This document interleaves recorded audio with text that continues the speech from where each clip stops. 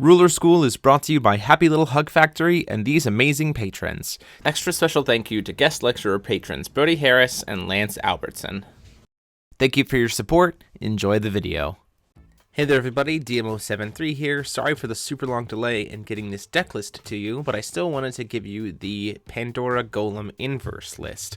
So this was just kind of an idea that I had in the fact that I was like, well, you know what, maybe Golems post-rotation don't have nearly as much to worry about. Maybe they can do something, but they need something to kind of like back them up, because Golems just in general themselves don't have a fully flushed out competitive element. Then I thought, wait a minute, we're white, we're Pandora, we judgment for one. What deck can make use of that? Let's go inverses. And so that's why we kind of made this deck the way we did. So obviously our ruler is Pandora, his judgment for 1, energizes for white, and then she can animate or mobilize a golem for 0 once per turn.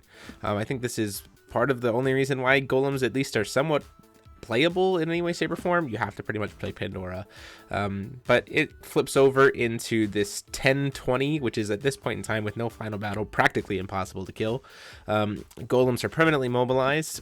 She takes the damage that golems would instead, so they're sticky. And then for 2 white and 2 colorless, you can pump up all your golems +4/+4 until end of turn, which when all of them are mobilized is suddenly a lot of damage potentially.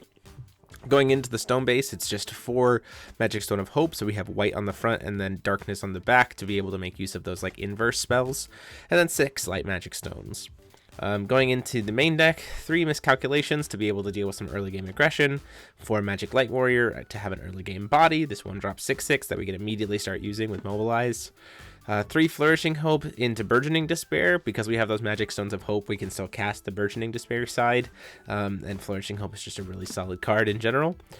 2 Separation of Fates. Main reason we do this is because sometimes you want to deal with your opponent's stuff and draw a card, but then also sometimes maybe you're like, well, I haven't flipped Pandora yet, or Pandora has died, and I need to get 2 larger golems mobilized. So you can use this to remove mobilize, mobilize requirement from a golem, and then just swing in. 4 Angel of Hope, because this card I think is very nuts, especially in a deck that judgments for 1 white, so you just get these counters and life gain super early, and then when you need to, just pay 1 and flip it. All of the fact that we're just judgmenting for 1 to turn on our inverses whenever we need to is really awesome. Normally you'd have to use Mr. Jekyll or Mr. Hyde to be able to, Dr. Jekyll, Mr. Hyde, I can't remember which one it is. The 3-drop light inverse to make that cost cheaper, but Pandora just does it for 1, which is awesome. 3 False Peace, Deadly Pox for some draw discard as well as life gain, which is awesome.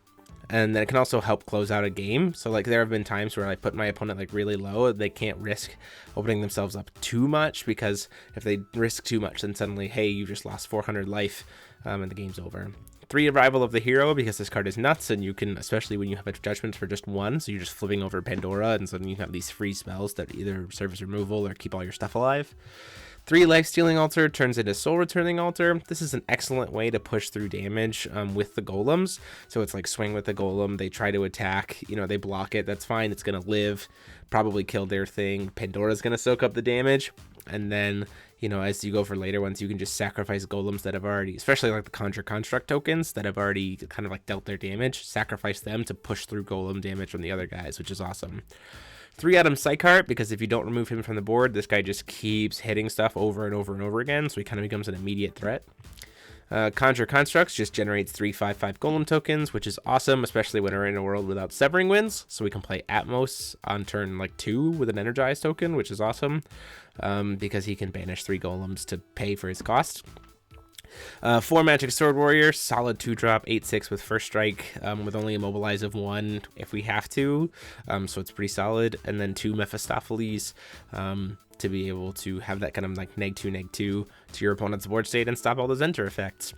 This is just a preliminary shell. Ultimately, do I think it's super competitively viable? No. Do I think it's a ton of fun? Absolutely. Pandora is just a ruler who's always, even from the get-go, has been more geared towards being a fun deck rather than like a super heavy competitive viable deck.